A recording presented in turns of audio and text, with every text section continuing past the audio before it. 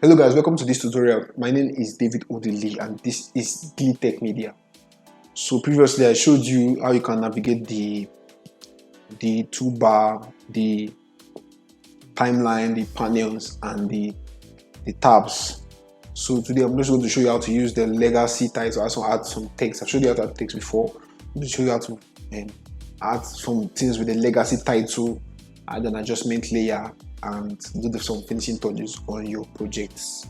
Also, I said I'm going to teach you guys how to add transitions. Alright, I'm going to teach you guys how to add transitions in this video. So without further ado, let's just get straight into this tutorial. So now, no waste time.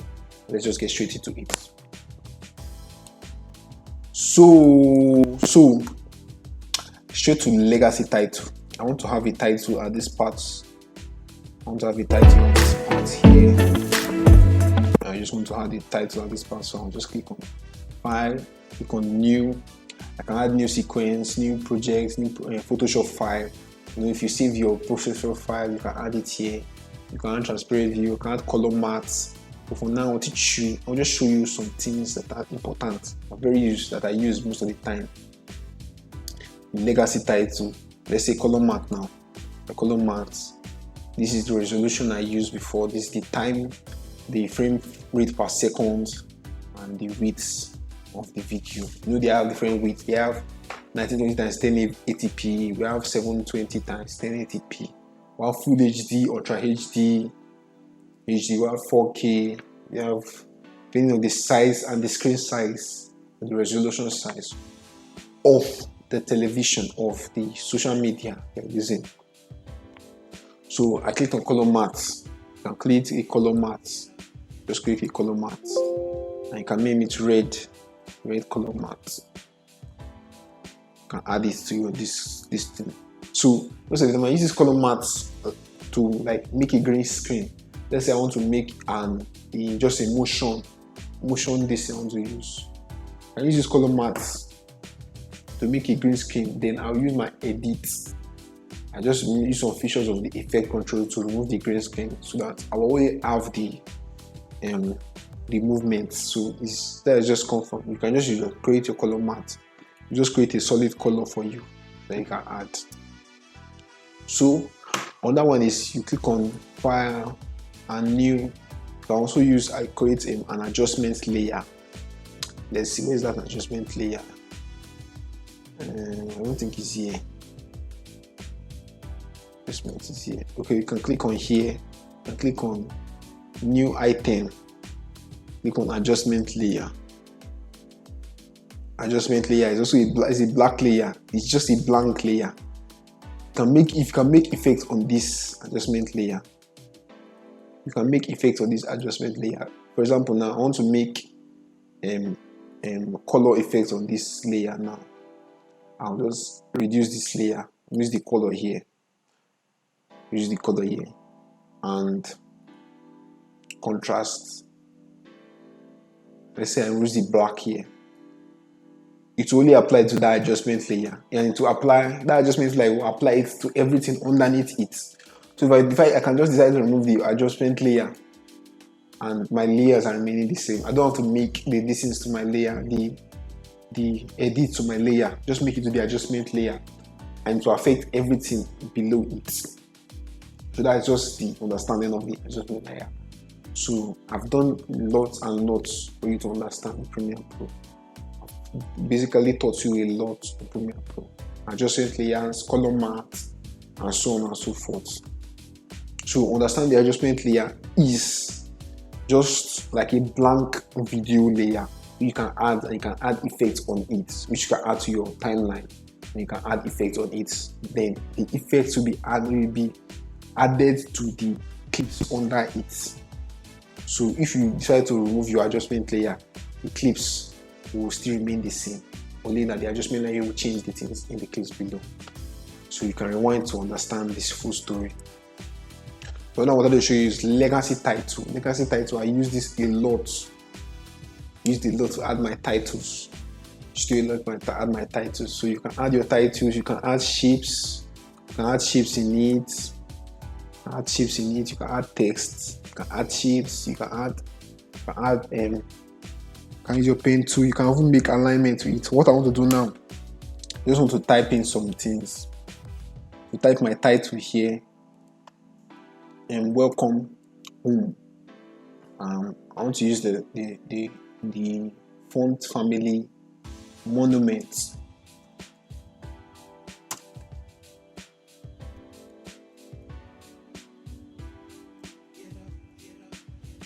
And I'll type welcome home.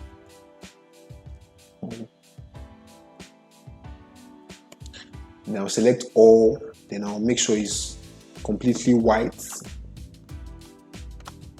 So I can make some things here. Just make sure you just go through these things to understand them. I can increase the tracking, the size between the letters, the space between the letters. I can increase the leading, the space between the text.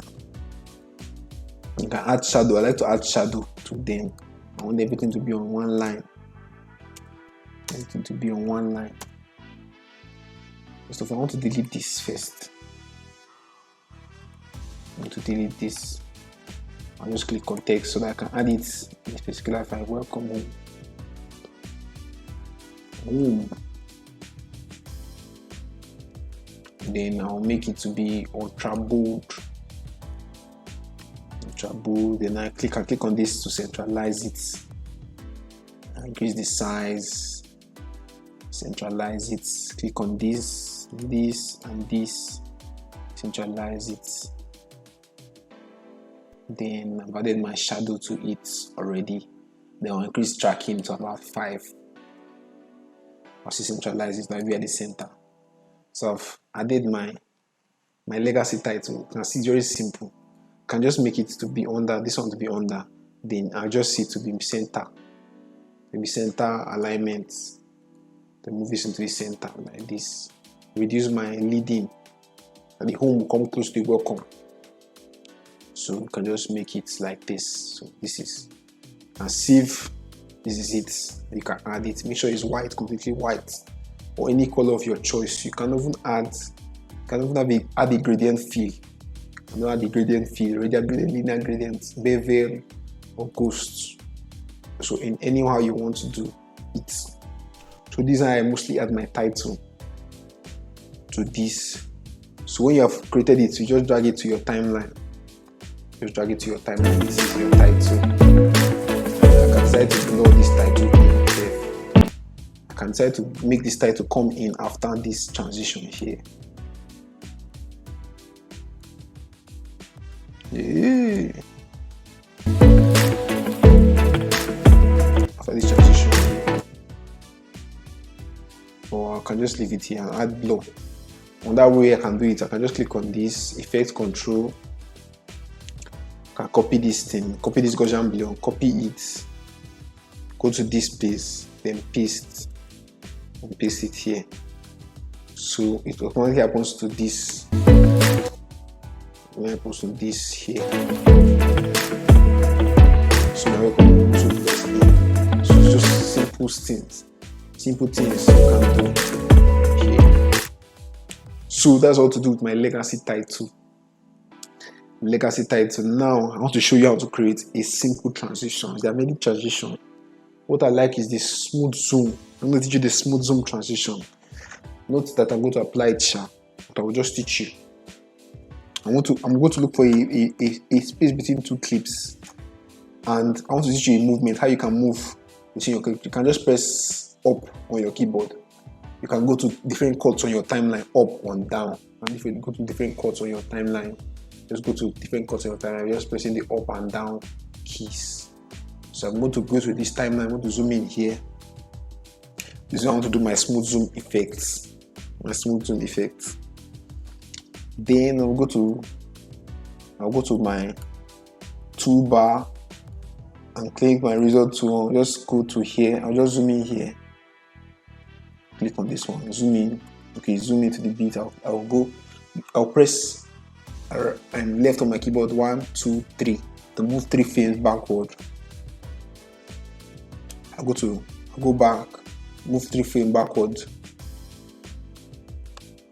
Then select these two what I cut now, and nest them together. Right click and click on nests. Click on nests. Then what I'll go to my effects control, my effects, into my effects, I'll look for transform.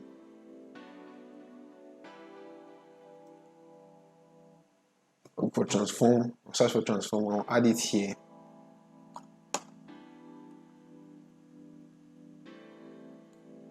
I'll transform here. I'll add it to my nested sequence 2.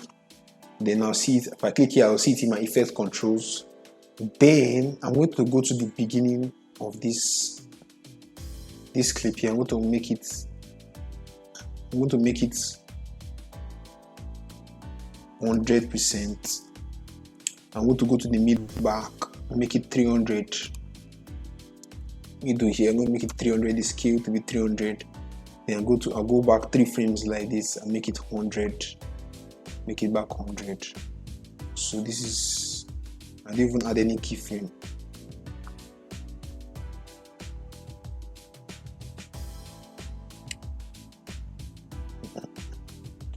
So 100, 300, and at the end I'll make it 100. So I'll move it to the end of this here. So end of this here. So it basically moves from, if I go down, it basically moves from zoom in and zoom out. It's very short safe. It zoom in and zoom out. Very short time. Very short. When it plays, zoom in and zoom out. You just zoom in and zoom out. It's very short. You can make it longer. So what I'm going to do, I'm going to remove this, uncheck this one and make it 360. I'll make this one 360. Then, so it don't automatically add a blur to it. I'm going to right click on this. I'm going to click on Auto Bezier. I'm going to click on this one. I'm going to click on Ease. See, it makes it blur. As you can see, I made it blur. Ease in. Ease in. I'm going to click on the beginning, the one at the beginning. I'll click on Ease out. So it basically adjusts. So you can see that the transition is ready. So it's just speeds in. It just changes to scene. You can use it between 2 scenes or between 2 cuts. Nice cuts. So it changes. You can see it's very fine. So that's called the smooth zoom transition. So let's play this back again. So you can see smooth zoom transition. Very nice, very nice, very nice. So I think I'm going to leave that transition there so you can enjoy it. So for the last part of this video, we're just going to look at how we can just add some color effects and some sound effects. So most of the time I edit my video. If I'm talking like this, I edit by click on essential sound, dialogue and repair. Just click on reduce noise to edit it. Edit my, so most of the time I'm edit my effects tab, go to essential sounds, go to dialogue, repair and reduce noise. That's what I do for basically everything I'm editing sound. So make sure you are editing in a good area. Make sure you are recording your sound in a good area, but have good audio. Download good audio from online. So for the finishing touches, we're going to go to our effects. We're going to Lumetri color. We'll go to our color tab here. Color tab. Then we click on this. I want this to be a bit blues. I want it to be a little warm, and be a little bit cool. See, it's cool. I like my things to be cool a bit. But then I want to increase the contrast a bit, and reduce the contrast, and reduce the saturation, the amount of colors it have. So I think I'm okay with this. I'll also reduce the temperature here. And reduce the saturation here. So I'm okay with this.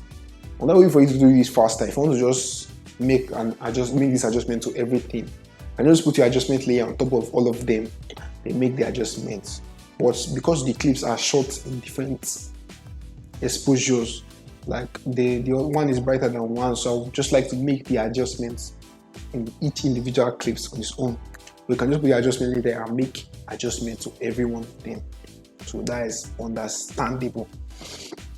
So for the final thing, to export your video, I've come to the end of this series.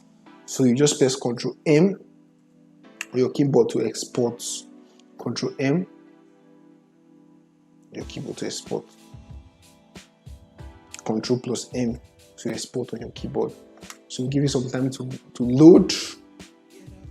So you can see it will click on to export every single thing that I've done.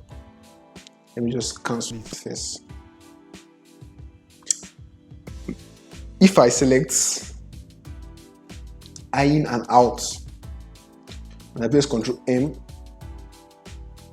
it will only export that particular part I selected in and out.